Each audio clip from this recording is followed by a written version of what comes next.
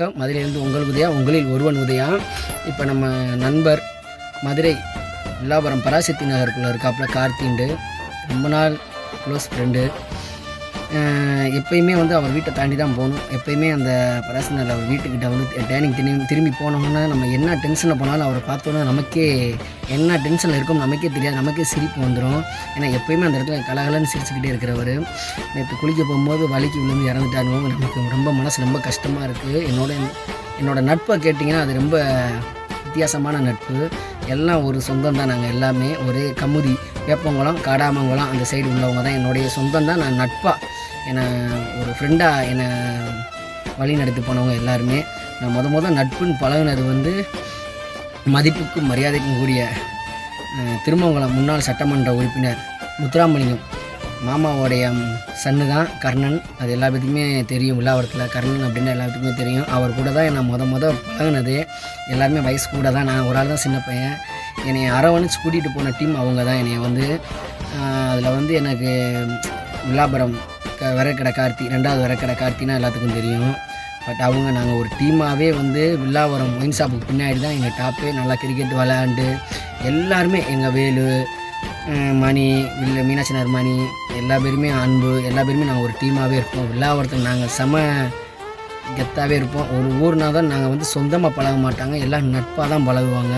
எங்கள் டீமுக்கு எல்லா பேத்துக்குமே போகாமல் இருக்கும். அதில் தான் எங்கள் மச்சான் வந்து ஒரு கடலில் ஏதாவது ஆகிட்டாப்புல, காளி மச்சான்னு. இன்னொரு மச்சான் வந்து அவர் காளி மச்சான் தான் அவர் சூசைட் பண்ணிக்கிட்டாப்புல. இப்படி எங்கள் டீம்லேருந்து ஒவ்வொன்றா போகும்போது எங்களுக்கே ஏன்னா ஒரு கண்ணு நாங்கள் அவ்வளோ ஒரு நட்பாக இருப்போம். ஏன் இவ்வளோ தூரம் நான் சொல்கிறேன் அப்படின்னா, இவங்க எல்லா பேருமே சேர்ந்து நாங்கள் எல்லாருமே சேர்ந்து கொடைக்கானல் டூர் போட்டு போய்கிட்டு இருக்கோம். இந்த கர்ண மச்சான், விழாவரத்தில் வேலு மச்சான், நம்ம விறக்கடை கார்த்தி, எல்லாருமே நாங்கள் பூரா அது ஜிஆர் கார்த்தியும் அப்போ வந்தாப்புல.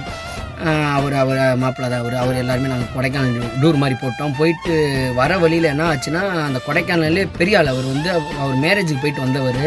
போயிட்டு வந்து வரிசையாக வேணான்னு நின்றுருந்துச்சு. அப்போ வந்து மாப்பிள்ளை ஜிஆரோட கார்த்தி பைக்கை வாங்கிட்டு தான் நம்ம கருணை மச்சான் கூடயே இருப்பாப்புல நண்பர். அவர் கூட நான் பின்னாடி உட்காந்து போய்கிட்டே இருக்கும்போது இடம் இருந்துச்சு. நாங்கள் போகும்போது நிப்பாட்டுன்னு வண்டியை சாவி பிடிங்கிட்டாங்க. கொஞ்சம் நேரம் நின்று போ அப்படின்ட்டாங்க. இடம் இருக்குது நாங்கள் போகிறோம், நிப்பாட்டுற வெண்ண அப்படின்னு வண்டி சாவி பிடிங்க வச்சுக்கிட்டாங்க. ஏங்க வண்டி சாவி பிடிக்கிறேன்னு பிடுங்கும் போது என் சட்டையை பிடிச்ச உடனே சரி இப்படின்னு ஒரு லைட்டாக பஞ்சு விட்டதில் அந்த இடத்துல கிழிஞ்சு ரத்தம் வந்துருச்சு.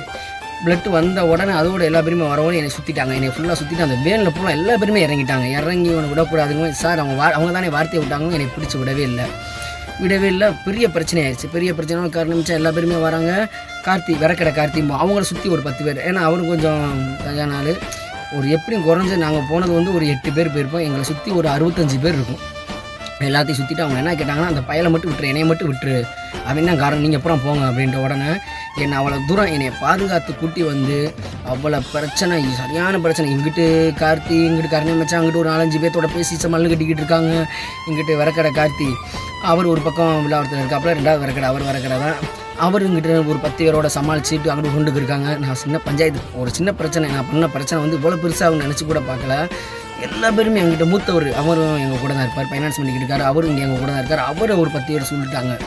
என்னை எப்படியாச்சும் ஒன்று சதீஷ்னு ஒரு பையன் அவர் வண்டியில் என்னை ஏற்றி விட்டு இவனை முதல் என்கிட்ட கூட்டி போயிரும்போதோ இவனை விடக்கூடாது, இவனை தான் இவன் தான் வேணும் எங்களுக்கு அப்படின்ட்டாங்க. இவ்வளோ இதாகும் நமக்கு தெரியல. டக்குன்னு நான் பைக்கில் என்னை உட்கார வச்சு கூட்டி போயிட்டாங்க. அப்புறம் திரும்பி அவனுக்கு ஃபோன் வந்து உன் பைக் பூரா ரேஸ் பண்ணிட்டாங்க, கீழே நீ கொடைக்கானல் கீழே நீ போக முடியாது, அவனை ஏதாச்சும் ஒரு வண்டியில் ஏற்றி விட்டுரும் இரு அப்படின்னா அவர் கருணை மச்சாங்க வந்து ஒரு காய்கறி வண்டியில் யாரோ நம்பர் பேசி நீங்கள் எந்த ஸ்பாட்டில் இருக்கீங்க அவனுக்குள்ளே காய்கறி வண்டியில் அவனை ஏற்றி விட்டுரு, நீ மட்டும் போ, இல்லை உனையும் பிடிச்சி வச்சுக்கிடுவாங்க, விட மாட்டாங்க அப்படின்றாப்புல. அவ்வளோ பிரச்சனை நடந்து திண்டுக்கல் போகுது. என்னது வெத்தலை குண்டுக்கிட்ட வந்து அங்கே ஒரு ஹோட்டலில் ஃபோன் அடித்து என்னை உட்கார வச்சு அங்கேருந்து அந்த பையலை வர வச்சு வெத்தலை குண்டுலேருந்து நான் மதுரைக்கு வந்தேன். அவங்க 2 நாள் பிரச்சனையில் என்னை அதான் சொல்கிறாங்க பார்த்தீங்களா, சொந்தம் இதுதான் சொந்தம் கூட. இப்போ உள்ள காலத்தில் ஃப்ரெண்ட்ஷிப் 20 வருஷம் ஃப்ரெண்ட்ஷிப்பே கூட்டிகிட்டு போய் கொள்கிறான். நம்ம டீமில் ஏதாவது ஒன்றுனாலும் உயிரை கொடுக்குறது. ஏன்னா அவ்வளோ நட்பாக இருப்போம் எல்லா பேருமே. அதை நினைக்கும் போது எனக்கு இவ்வளோ ஏன் இப்படி பண்ணுன்னு கூட எனக்கு இவ்வளோ பிரச்சனை ஆனாலும் அவங்க என்னை ஒரு நட்புக்குள்ளே இவன் மேலே ஒரு துளி விழுந்துடக்கூடாதுன்னு என்னை இவ்வளோ தூரம் பாதுகாத்தவங்க. உண்மையிலேயே சில பேர் சொல்லுவாங்க, மரவர தேவராக இருந்துட்டு எந்த பழக்கம் தம்மு கூட அடிக்க மாட்டானே, இவன் பீர் கூட அடிக்க மாட்டானே, இப்போ நல்ல பையலாக இருக்கான், இவ்வளோ தூரம் இருக்கான், இவங்க பெத்த அம்மா அப்பா தான் உண்மையிலேயே பாராட்டணும் அப்படின்னாங்க. பாராட்டு வந்து பழகுற பழக்கத்தில் தான் இருக்குது. ஏன்னா என்னை அந்த அளவுக்கு ஏன்னா இவங்களுக்கு பங்களிப்பு கண்டிப்பாக உண்டு. இன்ன வரைக்கும் நான் எந்த கடவுள் புண்ணியத்தில் எந்த பழக்கம் அனுபவிக்கலை அப்படிங்கிறது வந்து அவங்க தான் மெயின் காரணமே. எங்கள் டீமு தான் மொத்தமாக கர்ணன், கார்த்தி, இந்த மாதிரி வேலு மச்சான் எல்லாம் இவங்க இந்த டீம் எல்லா பேருமே சேர்ந்து தான் என்னை வந்து ஒரு அழகாக கூண்டு மாதிரி பாதுகாத்து இவனுக்கு இன்ன வரைக்கும் எந்த பழக்கம் இல்லாமல் கொண்டு வந்தவங்க இவங்க தான். ஒரு நட்புனா இந்த மாதிரி இருக்குமா அப்படின்னு எனக்கு தெரில. பட் எனக்கு அதை பழசை நினைக்கும் போது இப்போ நம்ம கூட அந்த கார்த்தி இல்லையே அப்படிங்கும்போது மனசு வருத்தம் ஒரு மாதிரியாக இருக்குது. நட்புங்கிறது வந்து இப்போ எவ்வளோ தூரம் எங்கள் நட்பு இருக்குதுன்னு பார்த்துக்கோங்க. அதை ஒரு ஆளாக பிரிஞ்சு போகும்போது அந்த பழைய நட்பு நம்ம கிடைக்குமாங்கும் போது